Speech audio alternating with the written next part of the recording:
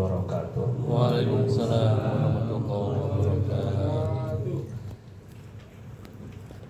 Al-Fatihah ila hadratin Nabi sallallahu alaihi wasallam wa ila abaihi wa ikhwanihi min al-anbiya wal mursalin wa azwajihi wa abnaihi wa banatihi wa junudihi wa ansarihi wa sahabatihi al-kiram ajma'in wa jami' awla'illah wa asfiya'i wa syuhada wa salihin min masyariqil ardi ila magharibiha barriha wa bariha khususan sadatina al-alawiyyin وبالخصوص سيدنا المهاجر إلى الله محمد بن عيسى والفقيه المقدم محمد بن علي بعلوي وعم الفقيه سيد علوي محمد صاحب الرباط والفقيه المقدم الثاني الحبيب الرحمن محمد سجاب جدنا الأعظم سيد عبد المالك بن علوي عظم أتقان وأصولهم وفروعهم والشيخ عبد القادر الجيلاني والشيخ أبو بكر بن سالم والشيخ أبي الحسن الشاذلي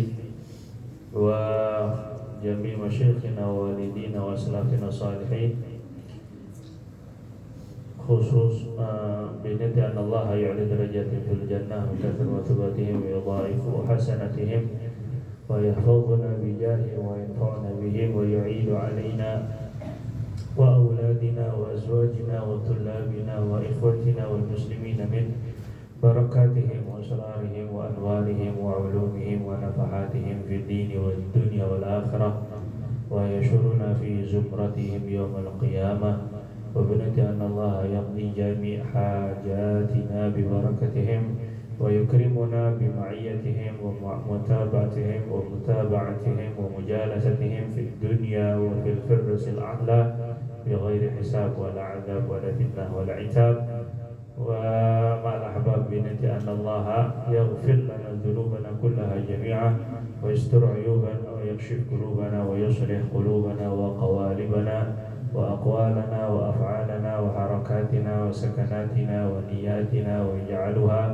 خالصة لوجهه الكريم وبنت أن الله يفتح علينا وعليكم وأولادنا وأزواجنا وطلابنا فتوح العارفين ويفقهنا وإياهم في الدين ويعلمنا التأويل ويهدينا إلى سواء السبيل ويجعلنا وإياهم من العلماء العاملين المخلصين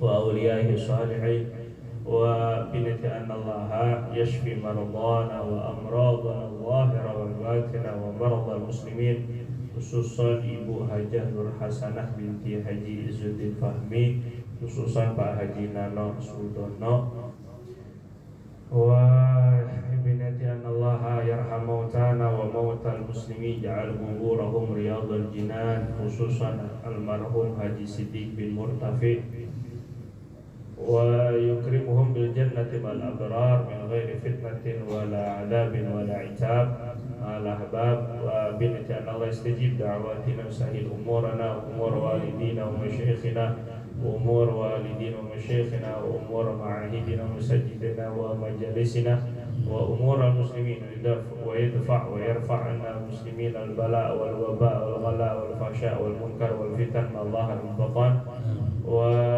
yansur ikhwana al-muslimin fi Falastin ala sahyuniyin al-zalimin wa yashfi maradahum wa yarham mautahum wa yataqabbal hasanatihim wa yusallimuhum fi dunya wal akhirah wa yakhtim lana bil husna fi khair wa lutfin wa afiyah ala hadhihi niyyat wa ala kunnatin salihah wa ala ma nawaina wa ala ma nawa wa shaykhuna wa waliduna wa aslafuna salihun ila hadratin nabi sallallahu alaihi wasallam bi alfi al-fatihah. A'udzu billahi minasy syaithanir rajim. Bismillahir rahmanir rahim.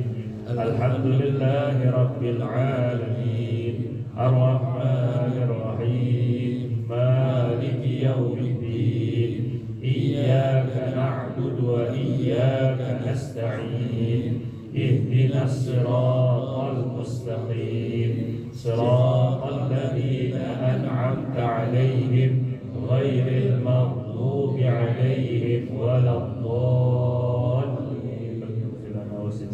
Amin. Bismillahirrahmanirrahim. Alhamdulillahi rabbil alamin. Hamdan katsiran thayyiban mubarakan fihi ala kulli hal. Allahumma shalli wa sallim وبارك وكرم وتحنن وتفضل وتكرم على سيدنا ومولانا محمد صلى الله عليه وسلم وعلى آله وأصحابه وأزواجه وذريته وأتباعه إلى يوم الدين. أما بعد سبحانك لا علم لنا إلا ما علمتنا إنك أنت العليم الحكيم وما سألتكم عليه أجرا إن أجري إلا على الله الذي فطرني رب العالمين. Bapak-bapak, ibu-ibu yang Allah SWT muliakan, kita lanjutkan kajian kita di kitab Syarah Hadis Jibril sampai ke halaman 10 mengenai syahadat. Asy-syahadatani qala al-muallif hafizahullah ta'ala wa adama naf'a bihi wa bi barakatihi lana fid dunya wal akhirah. Asy-syahadatani, dua kalimat syahadat, dua kalimat persaksian, dua kalimat pengakuan. Itu syahadat asalnya. Ada dua ya. Ar-ruknul awwalu, rukun yang pertama, min arkanil islami, daripada rukun-rukun Islam, tiang-tiang Islam, pondasi-pondasi Islam. Asy-syahadatani, adalah dua kalimat syahadat. Nah, ini. Wala budda, dan harus lisihhatil islami, untuk sahnya Islam. Jadi orang dikatakan Islam secara sah, secara benar, secara sahih, minan nutqi, mengucapkan. Nutqi artinya mengucapkan bihima, kedua kalimat itu. Gak bisa salah satunya doang, Pak. Nggak bisa hanya la ilaha illallah orang dibilang beriman, nggak bisa. Atau hanya Muhammadur Rasulullah juga nggak bisa. Harus dua-duanya, dua kalimat syahadat diucap baru sah. Terus ma'a tartibihima. Nah, ini syarat orang masuk Islam itu adalah mengucap keduanya itu ma'a disertai tartibihima, tertib, tersusun, sesuai urutan. Enggak boleh asyhadu anna Muhammadar Rasulullah baru asyhadu alla ilaha illallah. Ini enggak sah. Enggak sesuai urutan. Muhammad Rasulullah dulu baru la ilaha illallah, enggak sesuai urutan. Harus sesuai urutan. Ini syarat pertama. Syarat yang kedua, wa muwalatihima, berkelanjutan. Enggak boleh diputus. Setelah asyhadu alla ilaha illallah terus diam, dah. Nanti wa asyhadu anna Muhammadar Rasulullah nanti enggak sah. Belum sah sebagai orang Islam. Ini orang yang baru masuk Islam ya. Yang ketiga, syarat yang ketiga ini pengucapan dua kalimat syahadat wa ma'a, dan disertai fahmi, memahami ma'nahuma, maknanya. Ngerti nggak yang diucapin? Nah, itu maksudnya harus ngerti. Ini yang ketiga. Jadi syaratnya tiga nih Pak ya. Kalau ada orang mau masuk Islam jangan ditunda-tunda. Orang mau masuk Islam Pak, jangan dia masuk Islam itu jangan. Dulu nih kita ngurus-ngurus dulu. Takutnya keburu mati. Kita yang salah nanti. Jadi urus administrasinya, sertifikatnya nanti aja dulu. Gitu ya. Tapi kita mensyahadahkan aja dulu, mensyahadatkan aja dulu. Dan Bapak punya begitu besar pahala kalau sampai dia masuk Islamnya dengan sebab Bapak, Masya Allah. Dengan kita mensyahadatkan itu, sepanjang dia Islam melakukan amalan-amalan soleh, berarti Bapak udah dapat pahalanya, Masya Allah. Ini luar biasa ya. Kalau nanti dia punya pasangan yang Islam, akhirnya punya anaknya Islam, berarti Bapak juga dapat asbabnya, dapat sebabnya, masuk Islam. Karena dia Islam, jadi anak-anaknya pun juga Islam, maka bapak juga dapat lagi pahalanya. Allah. Hanya dengan mensyahadatkannya. Cuma memang begini Pak, kita mendakwahkan Islam kepada non-muslim itu untuk undang-undang kita hati-hati. Karena mendakwahi orang, silakan Ibu Bapak, mendakwahi orang yang sudah punya agama, mendakwahkan agama kepada orang yang sudah punya agama, itu bisa kena pasal gitu, nggak tahu lah pasal apa gitu, pokoknya saya yang jelas apa penistaan agama atau apa. Itu sama saya takutnya memaksa orang yang tidak yang sudah punya agama itu mengacaukan agama orang lain, itu dianggapnya gitu. Jadi kalau Bapak mau dakwah juga dengan smooth gitu ya, itu dengan halus, dengan akhlak dakwahnya, dengan pemberian, dengan rayuan, ya bukan kelihatan kita ini harus Bapak masuk Islam dulu gitu ya. Dengan mendebat, kalau debatnya juga yang santun maksudnya. Nah, ini adalah usaha kita untuk mendapatkan amal jariyah. Sepanjang nanti dia masuk Islam itu, sepanjang dia punya amal, semuanya masuk. Makanya Rasulullah SAW katakan, "Lawuzina imanu Abi Bakrin." Kalau seandainya ditimbang imannya Abu Bakar, amalnya Abu Bakar, wa imanu ummatin bi ajma'iha, dan iman umat semuanya, umat Islam semuanya itu, la rojaha bihim. Imannya Abu Bakar masih lebih menang daripada imannya semua umat Nabi. Kayak apa itu kira-kira? Kenapa? Karena asbabnya Sayyidina Abu Bakar baru masuk Islam 3 hari, dan besoknya 3 hari ya masuk, bawa 6 orang sahabat masuk Islam. Yang 6 ini nanti bawa lagi orang masuk Islam, terus begitu lebih kurang. Belum lagi dengan pengorbanannya, dengan semua pemberiannya untuk Islam. Jadi ini luar biasa, kita sangat berhutang jasa sama para sahabat. Kita ini. Makanya kalaulah kita mendapati ada di antara sahabat-sahabat Nabi yang ya mungkin mereka ada kesalahan, ada kekeliruan, ya namanya juga manusia ya kan, ada dosa. Kita nggak boleh termasuk komen-komen yang macam-macam. Ini para sahabat Nabi ini, gitu ya, Pak ya. Kembali ke syahadat. Jadi syahadat tadi syaratnya 3, tertib. Harus sesuai urutan, syahadu alla ilaha illallah, baru syahadu anna Muhammadar Rasulullah. Yang kedua harus mualah, berkelanjutan, nggak boleh dipisah antara syahadat la ilaha illallah dengan syahadat Muhammadar Rasulullah, nggak boleh terpisah. Yang ketiga paham maknanya. Kalau sekedar ngejebak ini ya, ngejebak orang misalnya, Pak saya nggak bisa baca, pura-pura ini kan, tapi ditulisnya itu asyhadu alla ilaha illallah wa asyhadu anna, misalnya gini kan, tapi tulisnya pakai bahasa Latin, ASYHADU gitu, asyhadu alla ilaha illallah. Pak ini bacanya apa ya, saya kurang kelihatan Pak, tolong bacain. Terus tiba-tiba asyhadu alla gitu, dia orang non-muslim ini. Kita ngejebak biar dia masuk Islam gitu. Apakah dihukum masuk Islam? Tidak. Enggak, karena enggak paham. Itu ceritanya. Enggak bisa ngejebak kayak gitu juga, Pak ya. Entah antara dosa sama pahalanya sih saya nggak tahu ya. Yang jelas pokoknya itu termasuk tidak disahkan Islamnya seseorang karena dia tidak paham dengan apa yang diucapkan. Bagi orang yang nggak mampu untuk mengucap, maka cukup dengan bahasa isyarat.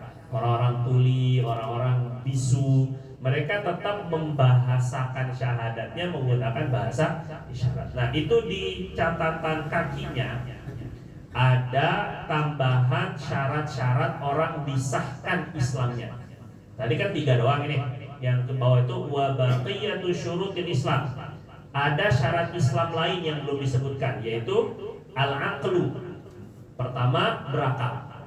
Berarti kalau dia gila, ngigo, ucap kalimat syahadat, tidak sah. Yang kedua, wal bulughu, balik. Kalau belum balik, yang ucap syahadat, tidak sah. Ya, karena lagi pun masih kecil, masih bisa, masih bersih dia orang. Yang ketiga, wal ikhtiyaru, dan sukarela. Sukarela artinya bukan tanpa ancaman. Kalau dia, Bapak kalau nggak mengucap kalimat syahadat, saya tembak. Nah, yang kayak gini, ancaman yang kayak gini, dia masuk, dia mengucap kalimat syahadat, nggak sah. Syahadatnya itu nggak dianggap sah. Jadi nggak, belum masuk Islam. Tapi fi ghairi kafirin harbiyyin. Untuk sukarela ini syarat keislaman pada selain orang kafir yang memerangi Islam. Kalau ada orang kafir yang memerangi Islam, terus kita perangi dia dan dia kalah. Biasanya gitu. Kalau orang Islam tuh, Bapak harus yakin ya, orang Islam itu kalau berperang sama orang kafir, selama imannya benar pasti menang. Kalau nggak menang berarti ada yang salah dalam imannya. Itu aja. Pasti menang. Nah, sekarang ini Palestina itu nggak kalah. Bukan kalah kan? Sebab udah bertahun-tahun dijajahnya. Tapi kan nggak habis-habis kan? Nggak kalah-kalah. Nah, itu bukan kita anggap berarti iman mereka salah, iman kita yang salah. Malah ini ya.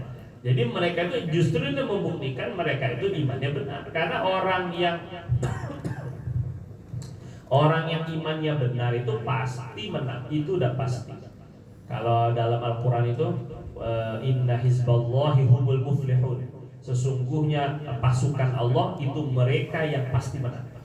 Pasti itu menang, pasti. Nah, ini wa kana haqqan alaina nasrul mu'minin. Allah bilang wajib bagi kami, kata Allah, menolong orang yang beriman. Tapi syaratnya beriman, imannya dibenerin, gitu ya. Tapi ketika ada di perang Uhud, kemudian di perang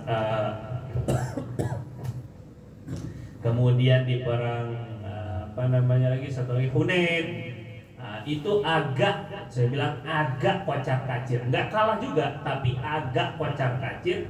Itu sebagai ujian keimanannya, karena memang keimanannya lagi goyah itu sahabat ketika itu. Goyahnya hanya gara-gara ngeliat ada harta rampasan perang. Dikirain ini udah selesai, akhirnya mereka turun dari Hunain. Kalau yang Hunain, mereka punya 12.000. Hunain itu setelah Fathu Makkah tahun ke-9. Tahun ke-8-nya Mekah berhasil dikuasai kan?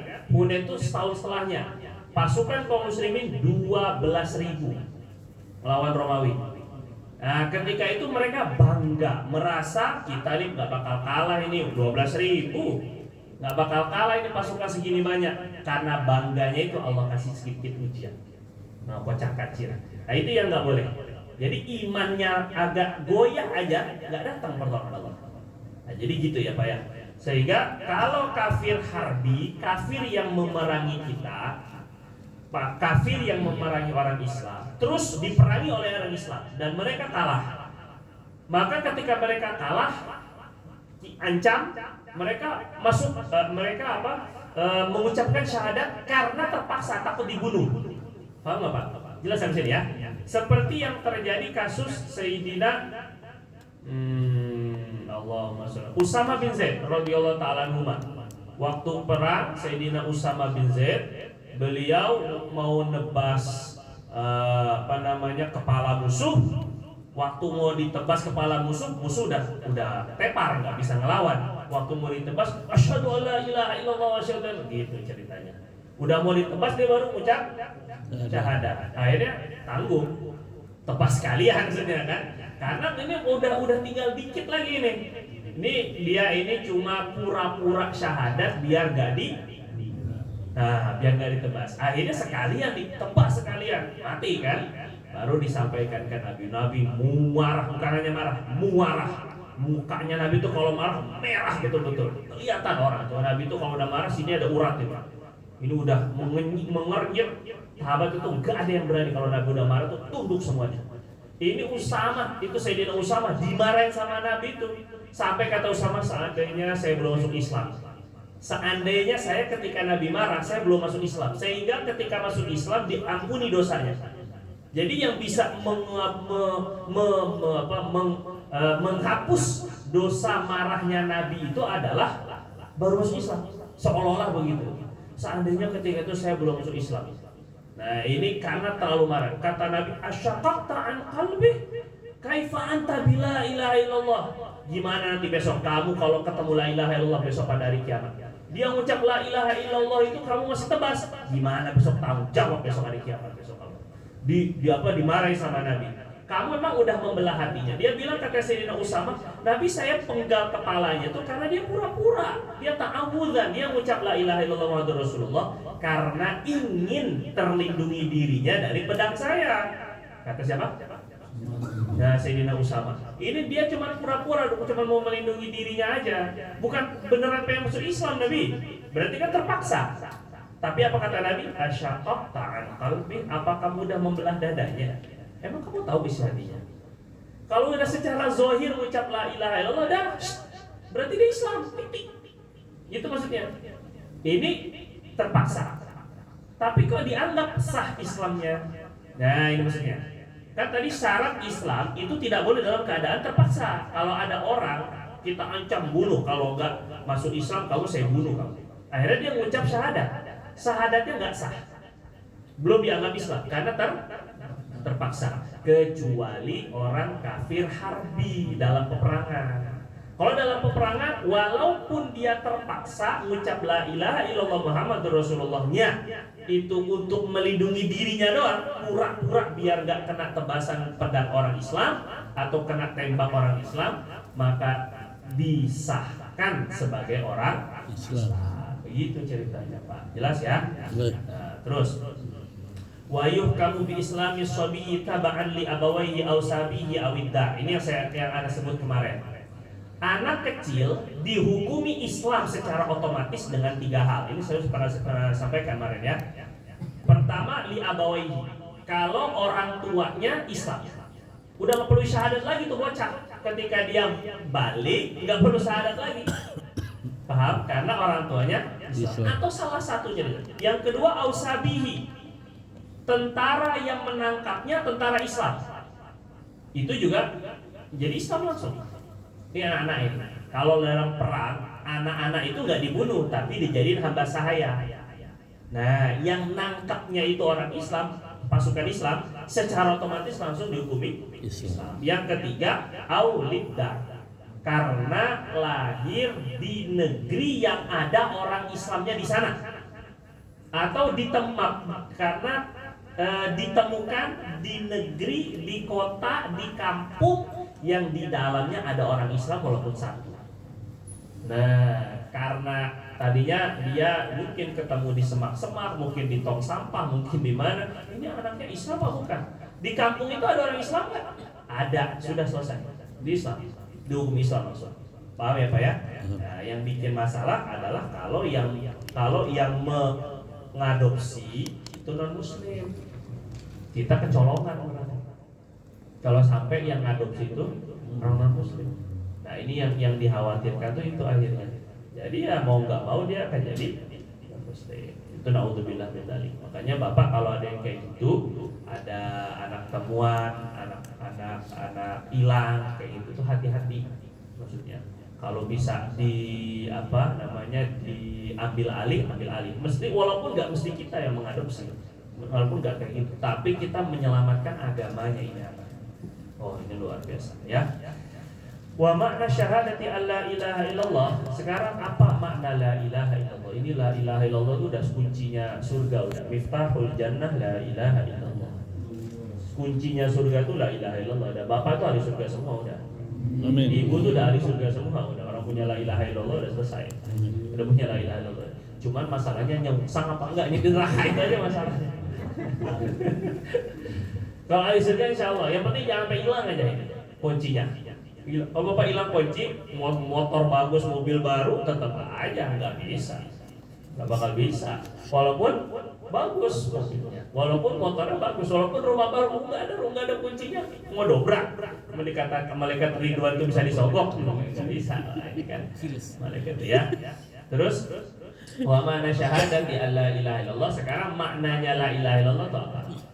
Nah ini penting kenapa kita yang sudah punya la ilaha illallah harus senantiasa mengucap la ilaha illallah, karena la ilaha illallah biar nggak hilang. Jaddidu imanakum, kata Nabi, jaddidu imanakum. Sendaklah kalian perbaharui lagi iman kalian, update lagi kayak antivirus, diupdate lagi itu. Loh, kok gimana kami cara memperbaharui iman kami ya Rasulullah? Aktsiru min qauli la ilaha illallah. Perbanyak mengucap la ilaha illallah dengan maknanya. La ilaha illallah, la ilaha illallah. Nah, makanya orang sering tahlilan mah aman. Orang sering tahlilan, Pak. Kalau sering tahlilan mah aman. Kalau enggak tahlilan yang dibaca juga tahlil pasti. Tapi yang jarang tahlilan ini hati-hati ya kan. Orang disuruh zikir la ilaha illallah 100 saja kabur. Fa'lam annahu la ilaha illallah, la ilaha illallah. Lari dia. Dia kan gitu ya. Nah, ini hati-hati ya saudara kan ya. Karena lebih ini tahlilan tuh namanya. Jadi namanya Pak tahlilan. Diperbaharui itu la ilallah. Ada sebuah hadis itu cerita Syekh Zakaria Al-Kadahlawi tadi. Orang yang ucap tahlil la ilaha illallah itu 70.000 kali itu udah pasti bebas neraka. 70.000 kali. Nah, ini bisa jadi atakoh itu namanya.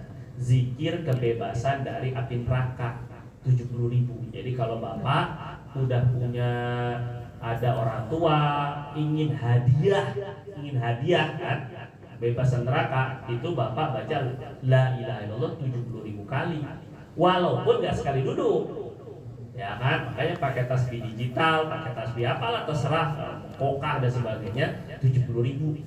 Nah, walaupun nggak langsung gitu ya, boleh dicicil. Nah, kalau tiap hari Bapak bacanya 100 berarti cukup 700 hari untuk men-70.000-kan. 700 hari itu hanya 2 tahun. Hanya, Pak. Nah, Bapak udah berapa tahun, Pak?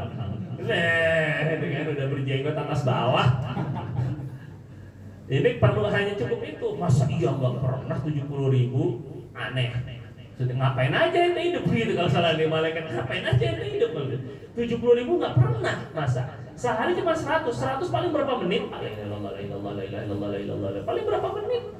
Kalau di azan udah bertahun-tahun, nah kami udah 100 setiap hari, itu udah pagi udah pasti gitu. Ntar baca tambah lagi rotibul hadad, la ilaha illallah lagi tambah, udah. Nah, ini penting ini makanya ya. Jadi ada zikir tahlilnya ini nyicil 70.000 itu la ilaha illallah. Kayaknya gini maksudnya nih. Misalnya Bapak nembak sekali nggak kena. Masa iya 70.000 kali nembak gak kena gitu. Masa dari 70.000 la ilaha illallah kagak ada yang nyangkut satupun untuk masuk surga? Allah terlalu lebih pemurah daripada itu, Pak. Maksudnya kan? Ngerti gak kira-kira maksud saya, Pak ya? Nah, gitu lah lebih murahnya. Orang judi aja penasaran, kagak habis-habis dia orang, kan? Sampai habis hartanya tuh kan. Dia nyoba lagi gitu ya, sampai ludes semuanya ini kan. Keluarga juga ikut ludes sama gitu, bukan hartanya doang. Itu mereka ahli maksiat aja gigih gitu maksudnya untuk nyoba lagi gitu. Masa iya Bapak ahli surga nggak nyoba lagi gitu loh maksudnya. Nah, ini la ilaha illallah gitu ya. Terus wa makna syahadati alla ilaha illallah, dan sekarang maknanya syahadat la ilaha illallah itu apa? Tiada Tuhan selain Allah. Maknanya asyhadu alla ilaha illallah a'lamu, saya mengetahui, saya meyakini. Wa a'taqidu, saya meyakini. A'lamu, saya mengetahui. A'taqidu, saya meyakini. Biqalbi, dengan hatiku, dengan hati saya. Jadi makna asyhadu, saya bersaksi. Bersaksi itu maknanya saya tahu dan saya yakin. Karena orang jadi saksi nggak boleh duga. Kalau Bapak jadi saksi di pengadilan kan nggak boleh duga-duga. Kayaknya nggak bakal diterima sama hakim kalau udah ada kayaknya itu. Orang kalau saksi itu harus yakin, meras. Kalau dalam bahasa pasal itu yang melihat, mendengar, merasa, melakukan. Nah, itu saksi itu. Begitulah lebih kurang. Ya, dia baru bisa dianggap saksi yang sah. Nah, sekarang syahadat maksud asyhadu, saya bersaksi, itu maknanya saya yakin. Saya tahu karena saya dengar, karena saya pahami, dan saya yakin dengan hati saya, jaziman, dengan mantap, dengan pasti, nggak ada keraguan di dalamnya. Wa ubayyinu li ghairi haqqan, wa ubayyinu, dan saya menjelaskan li ghairi kepada orang selain saya haqqan, dengan sebenar-benarnya. Saya tahu, saya yakin dalam hati, dan saya jelaskan kepada orang lain alla ma'buda, bahwa tidak ada yang disembah, tidak ada yang disembah bihaqqin, dengan benar, dengan tepat. Nggak ada yang disembah dengan benar. Kalau tidak ada yang disembah, orang banyak yang disembah selain Allah. Paham nggak Pak? Gini. Kalau hanya kata-kata la ma'buda bihaqqin, la ma'buda illallah, tidak ada yang disembah selain Allah. Nyatanya selain Allah banyak yang disembah. Ada yang nyembah roh, ada yang nyembah berhala, ada yang nyembah Buddha, ada yang nyembah Yesus, macam-macam. Nah, makanya ditambah kata-kata bihaqqin. Tidak ada yang disembah dengan benar. Kalaulah ada yang lain disembah, itu nggak benar semua. Paham ya? Itu makna itu. Fil wujudi, di alam wujud ini tidak ada yang disembah dengan benar di alam nyata ini, di alam wujud ini, illallahu wahdah, kecuali Allah satu-satunya, wahdah.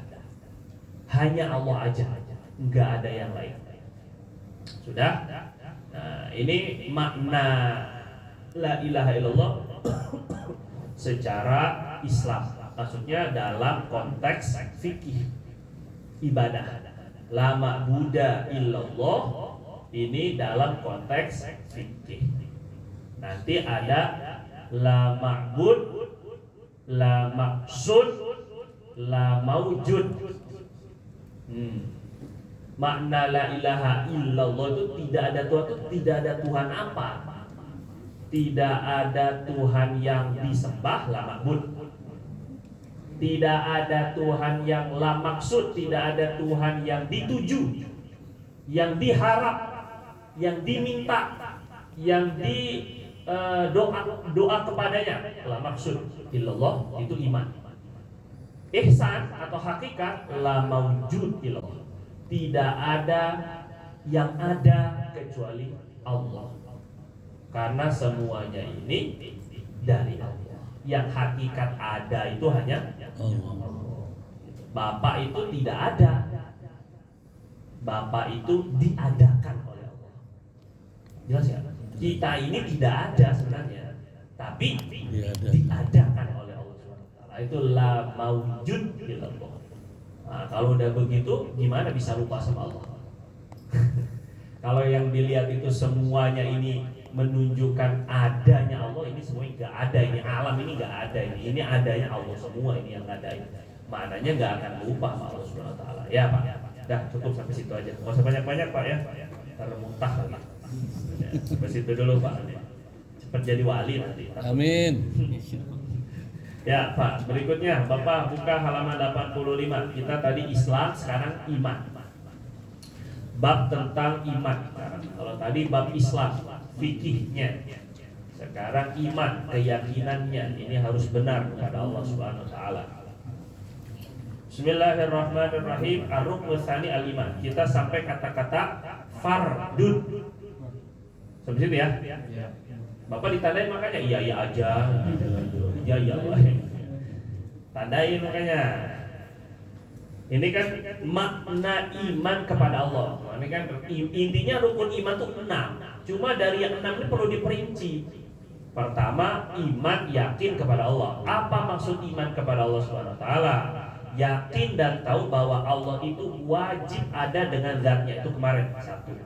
Atau kalau di dalam akidah kita Ahlus Sunnah wal Jamaah disebut wujud. Kidam, pada ini kita ya wujudnya dulu. Wujud Allah itu zat yang mau tidak mau harus ada. Setuju tidak setuju harus ada. Nah itu dia. Dan itu namanya Tuhan. Zat yang disebut dengan Tuhan itu harus punya sifat yang pertama eksis, ada. disebut wujud. Nah ini yang kedua, fardun wahidun. Kita makna iman kepada Allah itu artinya meyakini bahwa Allah itu fardun, tunggal, wahidun, satu. Nah ada bedanya Pak antara fardun dan wahid, ya. Antara tunggal dan satu ada bedanya. Makanya di dalam Al-Quran itu Allah bilang kul huwa itu wujud, kul huwallah itu wujud. Allah itu dia tuh yang disebut-sebut Tuhan, dia namanya Allah. Setelah kata Allah hu ahad. Kata ahad ini artinya sama dengan fard, tunggal, bukan wahid. Wahid mana wahid? Ada wahid sini wahid. Wahid itu satu. Wahid. Apa bedanya? Wahid ada. Apa bedanya? Wahid banyak benar ya. Apa bedanya Pak? Gini, kalau satu itu bisa terbagi. Angka satu bisa dibagi nggak Pak? Bisa. Satu bagi tiga? 1/3. Kok susah Pak ini nanti? 1 bagi 2? 1/2 gitu. Tetap ada angkanya. Tapi kalau disebut fard, ahad, tunggal, nggak bisa dibagi. Nggak ada pembahagiannya. Coba contoh. Ini handphone. 1 apa tunggal? 1. Saya potek jadi 2, masih bisa. Yang 2 tadi tuh saya potek lagi masih bisa. Potek lagi sampai kecil masih bisa dibelah lagi. Ada di alam ini yang nggak bisa dibagi 2 apa? Coba ini. Yang nggak bisa dipecah-pecah jadi bagian itu apa? Akhirnya paling kecil menurut fisika itu kuanta. Itu udah paling kecil yang diketahui manusia sekarang. Kan paling kecil dulu kan partikel, kita bicara itu kan ada neutron, elektron dengan Politron. Hah? Politron.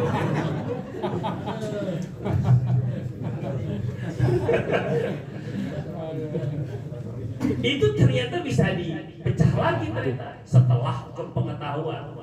Akhirnya ada kuantum itu fisika kuantum itu kuanta yang paling kecil. Itu sekarang diketahui. Mungkin nanti di 2000 atau 1000 yang akan datang kuanta bisa terpecah lagi. Jadi apa yang nggak bisa terbagi di dunia ini? Nah, Allah nggak kayak gitu. Allah itu kalau disebut angka 1, kalau disebut jumlah 1. Tapi 1 bukan seperti satunya benda, bukan seperti satunya kita. Bapak dipotong bisa? Bisa. Tek tangan, tek jari, tek kuku, dipotong-potong terus. Kuku dipecah-pecah juga masih bisa. Sepotong kuku, sebagian kuku, gitu. Paham gak ini maksudnya? Tapi kalau Allah itu 1 yang nggak bisa dibagi. Ini untuk membantah orang Kristen. Jadi paham nggak? Paham. Katanya Tuhannya 1, cuma nah itu bingung saya juga sampai sekarang. Gimana itu memahami Trinitas itu? Dia 1, cuma berwujud menjadi 3. Jadi 3 apa 1? Ya 1. Kan bingung kan jadinya kan?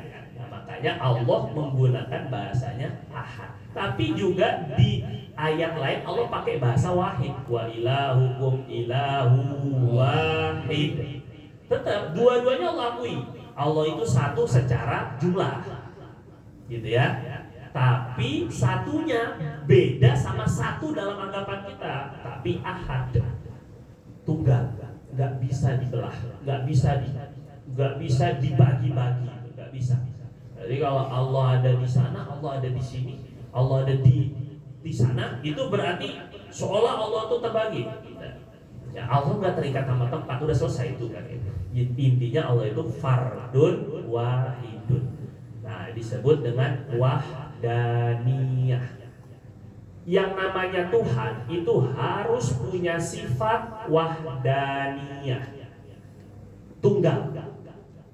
Paham ya? Punya sifat ahadiyah, tunggal. Nah, nanti kalau di dalam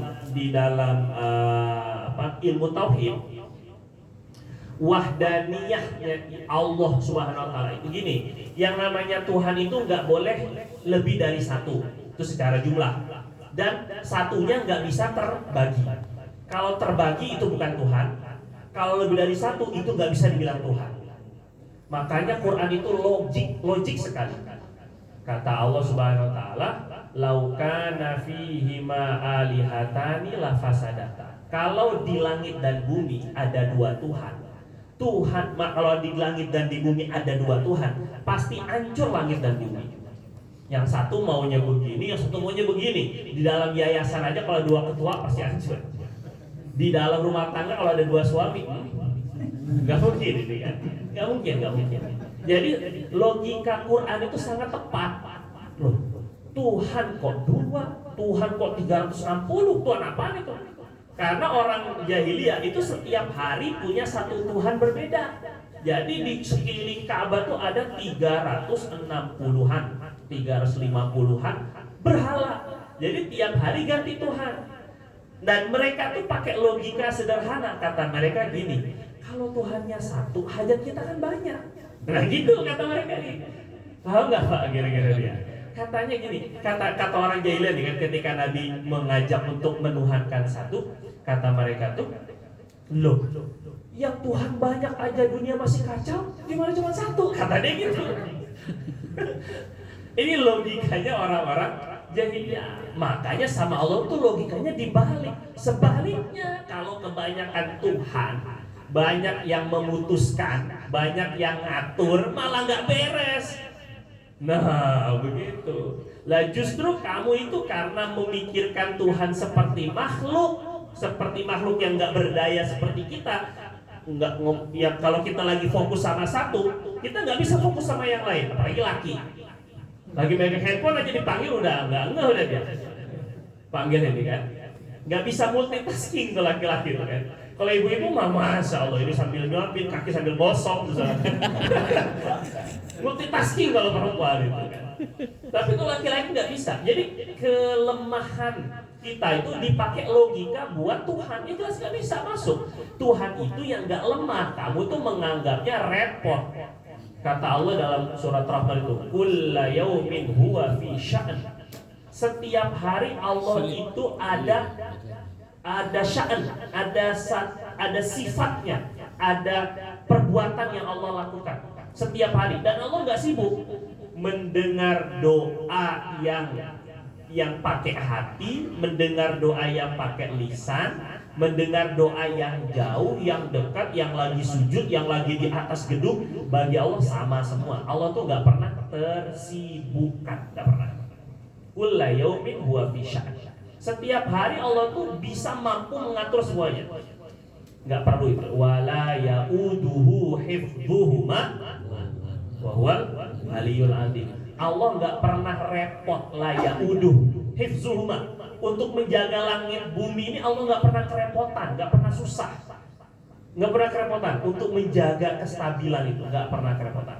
Nah, jadi bagi Allah tuh ngasih makan gajah yang gede sama ngasih makan semut sama Allah, sama mudahnya bagi Allah, nggak ada bedanya, gitu ya. Bukan kelupaan gitu, karena lupanya sama ini lupa, nggak ada Allah. Nah, ini namanya wahdaniyah, maksudnya Tuhan yang kita sebut Tuhan harus punya sifat esa, tunggal, satu. Karena kalau Tuhan lebih dari satu, maka nggak bisa dianggap Tuhan. Berarti masih ada yang berkuasa setara dengan dia. Loh, berarti bukan Tuhan dong. Karena masih, terus ini Tuhan ini harus nyembah ini atau bagaimana? Karena berebut pengikut dia. Gue nyembah gue aja, gue lebih baik biasanya. Kan nggak bisa kan? Hancur. Berarti nggak bisa dibilang Tuhan tuh kalau lebih dari satu nggak bisa. Ini logika, ini namanya wahdaniyah.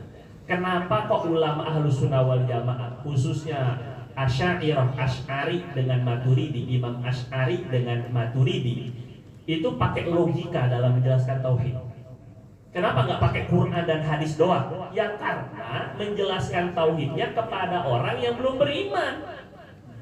Lah kalau pakai Quran dan hadis gimana? Mereka aja belum muslim, gimana kita pakai Quran dan hadis? Makanya pakai logika.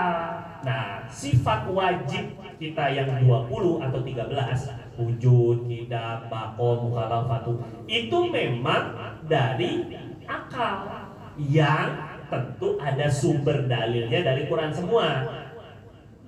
Kenapa? Karena pakai akal itu. Bukan akal-akalan, bukan. Tapi inilah kalau mau disebut sebagai Tuhan, memang secara akal begitu. Kenapa ngomonginnya kok pakai akal? Karena kepada dakwahnya kepada orang yang belum beriman. Lah, misal Bapak mau dakwahi Kristen pakai Quran, nyambung. Dia aja nggak percaya. Kira-kira begitu kira-kira Pak maksudnya. Nah, apalagi kalau berdakwah kepada ateis. Sekarang itu agnostik, gayanya namanya itu gaya-gaya aja itu sebenarnya. Karena nggak ngerti juga. Agnostik. Nah itu mau nyampain dakwah kepada orang yang nggak yakin dengan agama dan akhirat kayak apa? Ya mau nggak mau kan pakai logika. Gitu Pak ceritanya. Nah itu fardun. Nah nanti gini Bapak kalau nanti belajar tauhid, bukan nanti ya sekarang. Tauhid itu fardun atau wahdaniyahnya Allah. Allah itu esa dan tunggal pada 3 hal. Wahdaniyah fi zat, Allah itu esa tunggal pada zatnya. Tadi saya bilang zatnya nggak bisa kebagi-bagi. Paham ya? Kalau bilang Allah itu punya tangan, bisa kebagi berarti nanti tangannya. Karena tangan itu bisa kebagi. Jelas ya? Maka nggak bisa kita bilang itu. 1, wahdaniyah esa tunggal pada zat. 2,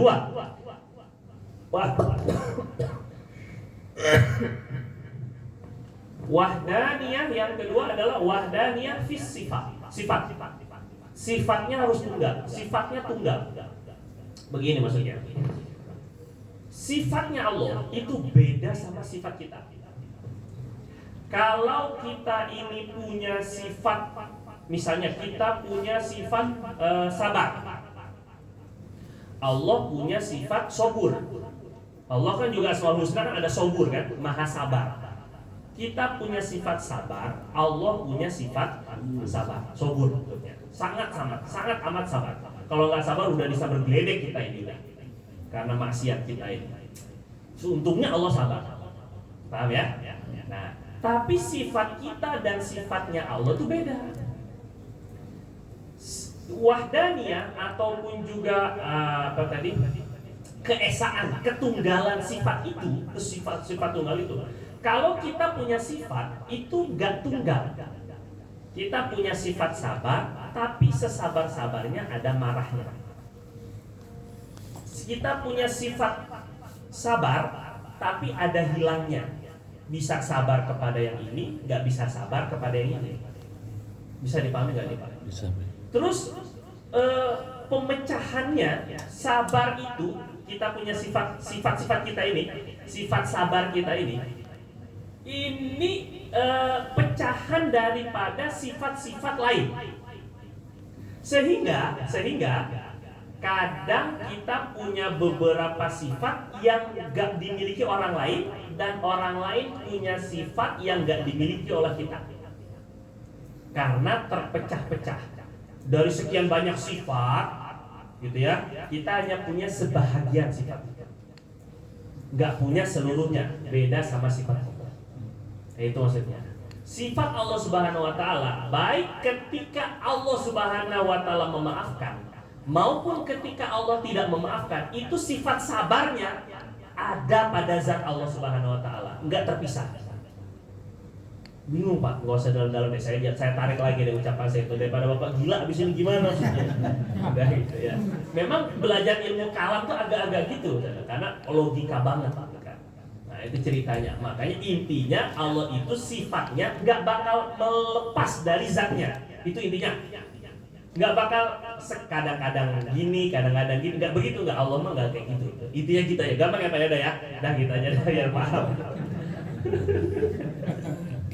Yang ketiga Allah itu tunggal wahdaniyah fil fi'il, fil af'al, dalam perbuatan. Allah itu esa tunggal dalam perbuatan. Nah, kalau ini Ini penjelasan ulama tuh begini, Pak. Wallahu khalaqakum wa ma ta'malun. Dalam Al-Qur'an Allah bilang, Allah menciptakan kalian dan amal kalian. Allah punya sifat perbuatan itu menciptakan. Dia yang menciptakan kalian dan apa yang kalian amalkan itu juga ciptaan Allah. Maknanya ketika kita melakukan sesuatu itu sebenarnya bahagian dari perlakuan Allah. Ketika kita berbuat sesuatu itu adalah bahagian dari perbuatan Allah.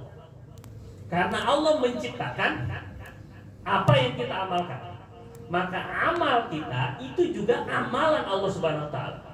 Cuma sayangnya dan tidak boleh ini diharapkan menisbahkan perbuatan dosa, maksiat ke Allah. Tidak boleh. Itu aja. Jelas ya Pak kira-kira? Jelas, Pak. Semua ini sekarang Bapak duduk itu perbuatan Allah. Artinya Allah menciptakan duduk ke Bapak. Sehingga Bapak bisa duduk di sini. Entah alasannya apa aja, pokoknya Allah bikin Bapak duduk di sini. Ini Allah yang saya ngomong, ini Allah yang ngasih ngomong. Maka yang sebenarnya yang menggerakkan dunia dengan seisi-isinya, malaikat dengan seluruh arasnya, Allah semua, itu wahdaniyah. Sehingga seluruh pergerakan di dunia akhirat, langit bumi tidak ada kecuali Allah. Oh, ini udah orang kalau udah kayak gini wali dah. Sebenarnya kalau nyampe kayak gitu Pak. Cuma yang nggak boleh itu apa? Maksiat. Nggak boleh. Maksiat disandarkan ke Allah zindik kufur. Itu aja. Walaupun kita tahu secara ilmu tauhid maksiat itu dari Allah. Memang gitu. Hakikatnya begitu ya, hakikatnya. Tapi nggak boleh menisbahkan maksiat itu kepada Allah. Karena bagaimanapun Allah juga menciptakan ikhtiar. Ikhtiar itu pilihan kepada kita. Boleh, ente mau maksiat, ente mau taat, Allah kan kasih kebebasan. Nah itu juga ciptaan Allah. Kebebasan itu juga keciptaan Allah Subhanahu wa taala. Jelas gak Pak? Nah begitu lebih kurang. Ya jadi Bapak nggak boleh setelah ini nanti misalnya karena Bapak maksiat, kan Allah yang bikin saya maksiat. Oh kafir langsung. Murtad itu, zindiq kalau kata orang ulama itu ya. Dan saya itu fardun wahid. Saya itu aja dulu. Gak usah banyak-banyak ya. Ini Bib. Jatuh ya.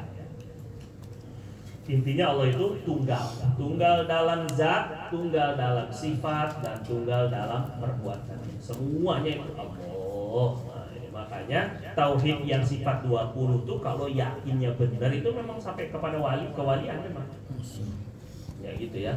Terus ya kita sekarang nyanyi aja dulu lah, wujud kita Mbak. Kalau itu nyanyi aja udah alhamdulillah dah pada gitu ya. Kalau nggak sampai jadi wali pun pengikut wali lah udah alhamdulillah. Wali band. Terus kemudian 94 Pak terakhir pembahasan mengenai ihsan. Islam sudah, iman sudah, ihsan. Ini rukun agama yang ketiga. Ihsan, akhlak, adab kepada Allah.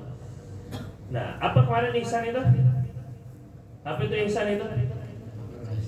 Membaguskan ibadah dan melaksanakan ibadah sesuai dengan cara yang diperintahkan Allah, berupa khusyuk, konsentrasi batin, wudu, menundukkan hati atau tunduk, ikhlas, dan hadir, menghadirkan hati. Intinya gini, merasa melihat seolah-olah melihat Allah atau yakin dilihat Allah. Kita ini sedang dilihat Allah enggak Pak? Dilihat. Nah gitu dulu, balikin coba ini. Ini lagi ihsan nggak ini ibu-ibu ini? Merasa nggak lagi ditonton sama Allah ini sekarang? Masya Allah. Ini kalau di kamera aja kita bakal bagus banget ini. Masya Allah. Kalau ada kamera bapak-bapak ini kan, saya kalau ngelihat pengajian subuhnya ustadz-ustadz di TV, jamaahnya nggak pernah ngantuk. Enak benar saya bilang ya. Perasaan saya ngajar subuh di mana-mana pada ngantuk. Tapi kalau di TV kagak pernah ngantuk. Coba Bapak lihat disorot kan, ibu-ibunya seger Pak, udah dandan lagi. Jadi benar nggak ini? Benar. Kenapa kok nggak ngantuk? Karena dilihat manusia. Karena ada kamera Pak. Apa perlu saya bikin kamera biar Bapak nggak ngantuk? Allahu Akbar. Padahal kita ini dilihat Allah terus, Allah ya. Fa'alal abdi, maka kalau udah yakinnya kayak gitu, meyakini seolah-olah melihat Allah atau minimal yakin kita ini sedang dilihat Allah, fa'alal abdi, maka wajib bagi seorang hamba. Ini baris keempat paling kiri dari al-ihsan itu keempat.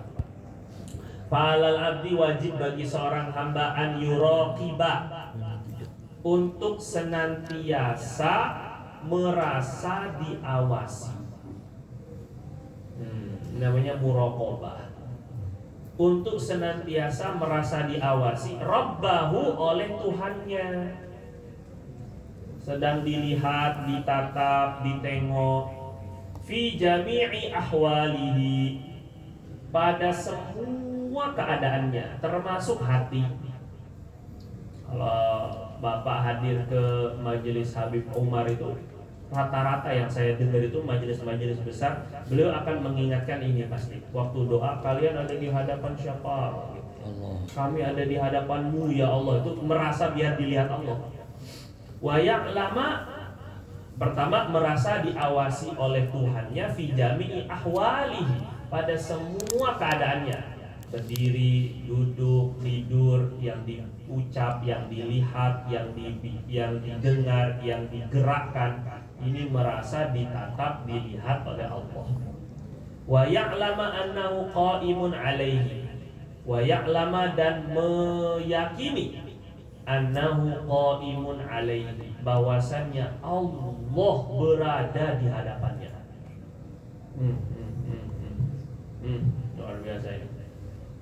Allah berada di hadapannya. Ada seorang sahabat, ada lupa namanya, tidur di masjid. Waktu tiduran di masjid sama Nabi itu dibangunin pakai kaki. Biasa ya. Kalau udah dekat, Pak, kalau udah dekat, ini bukan kepada yang baru kenal ya. Kalau yang udah dekat itu biasa ngebangunin pakai kaki kena kaki. Jadi Nabi itu nendang-nendang kakinya nyuruh bangun. Nah, ketika itu kalau lupa nama sahabat itu ditendang, fulan bangun, fulan. Ketika dia bangun, Nabi tanya, kaifa asbahta, kamu pagi ini keadaan kamu gimana? Pagi ini keadaan kamu gimana? Nabi nanya gitu. Kata dia, asbahtu mu'minan haqqan. Nabi, pagi ini iman saya betul-betul sempurna. Kaget Nabi, mengaku betul-betul sempurna imannya. Kata Nabi, undur matakul. Perhatikan itu, omongan itu dahsyat itu. Coba kamu lihat lagi, perhatikan lagi, kamu punya omongan itu. Likulli syai'in dalil wa madalilu qaulik. Setiap segala sesuatu punya bukti. Coba buktikan kalau kamu memang iman kamu sudah sempurna. Haqqan, benar-benar iman ini Rasul. Enggak ada keraguan. Kata dia itu, asbahtu, pada pagi hari ini nih, ra'aitu ka'anna arsya rabbi baris. Saya lihat saya melihat seolah-olah arsy-nya Allah berada di mata saya. Seolah-olah arsy-nya Allah Subhanahu wa taala berada di depan saya. Wallahu akbar. Terus wa ra'aitul jannah wa ra'aitul jannah wa fiha ahluha yatana'amun. Saya seolah-olah lagi melihat surga nih Nabi di depan mata saya. Dan saya lihat penghuni-penghuninya lagi nikmat bersenang-senang di dalamnya. Wa ra'aitun nar wa ahlaha fiha yata'awun. Dan saya lihat neraka, di dalamnya itu orang lagi jerit-jerit.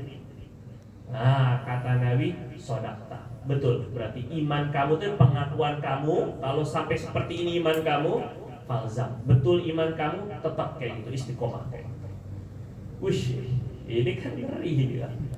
Kayak kata Sayyidina Ali itu, kalau saya dibuka hijab udah nggak tambah yakin lagi. Saya udah yakin betul. Waktu mau perang, ada sahabat Nabi itu mau perang, itu nyium bau surga. Mau perang itu ya, itu nyium bau surga. Ternyata masuk medan perang mati syahid. Bisa nyium wanginya surga. Berarti kan dibuka hijabnya sama Allah. Nah ini tingkat iman yang kayak gini ya. ya kan? Nah, itu makna daripada wa ya'lam annahu qaimun alaihi, dan meyakini bahwa Allah itu berada di hadapannya. Nah, ini senantiasa diulang-ulang zikir ya, untuk minimal apa? Minimal. Kalaulah kita belum mampu untuk merasa ditatap, dilihat oleh Allah pada setiap keadaan, minimal ketika ibadah deh. Minimal ya. Minimal ketika ibadah. Ketika Bapak lagi sholat, kalau merasa dilihat Allah, apa iya mungkin sholatnya salah-salah? Kalau Bapak lagi dilihat sama calon mertua aja bagus sholatnya, nggak usah sama Allah, sama calon mertua aja udah bagus. Kita dilihat sama guru, saya segan sekali sholat di depan guru kita, itu aja udah kita udah berbagus-bagus itu. Gimana kalau Allah yang lihat? Nah, ini maksudnya minimal. Waktu zikir itu minimal merasa sedang dilihat oleh Allah. Mungkin nggak kira-kira waktu doa kan ibadah. Waktu lagi ngedoa, Bapak lagi dilihat Allah apa enggak sih sebenarnya kita ini? Lihat kan, didengarkan. Jangan malas Pak untuk amin, jangan malas untuk angkat tangan. Kita lagi dilihat loh, kita lagi ditatap nih. Minimal waktu ibadah, minimal sekali. Kalau kita belum mampu untuk setiap keadaan ini, coba ya, pasti jadi bagus ibadahnya, pasti itu ya. Nggak mungkin nggak, karena lagi dilihat. Nah ini ya, minimal gitu. Jangan males amin Pak, lagi ngedoa mah males bener amin doang. Anis. Iya amin. Anis. Jangan males Pak.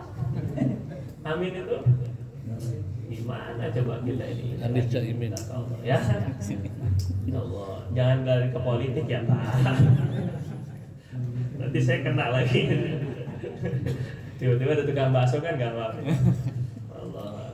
Ya gitu Pak ya. Minimal ketika kita berdoa, sholat, lagi zikir, itu merasa seolah-olah ada Allah. Lihat ya. Wallahu ta'ala a'lam bishawab. Ada pertanyaan nggak dulu Pak? Ada Bib. Yang lain dulu kan? Iya silakan. Assalamualaikum warahmatullahi wabarakatuh. Allahumma sholli ala sayyidina Muhammad wa ala ali sayyidina Muhammad. Assalamualaikum ya Rasulullah.